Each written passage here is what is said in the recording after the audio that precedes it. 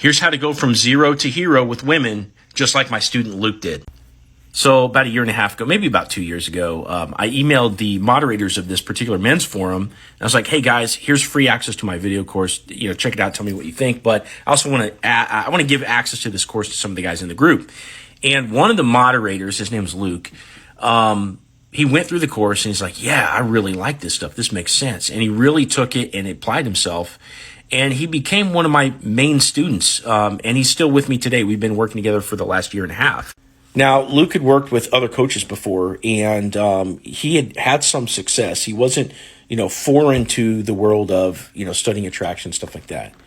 But what was happening with him is that he would go up, he would start to get results, and then something would happen, and then he would downward spiral, and he would internalize all the negative experiences, which would make it harder for him to go up again and get results again. It would be this endless cycle of upswing, really long downswing, and then finally would come up, but then another downswing. So these days, Luke sets about 4 dates a week for himself without fail. He does it every single week. And he can get phone numbers so fast. And I want to share with you guys some of the things that he did, that he fixed to put himself in this new situation.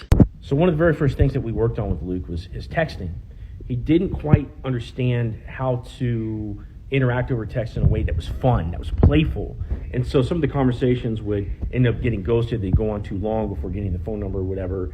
And we really had to work out, not only how to be playful and just kind of let loose and say dumb shit, but also, not to say too much dumb shit.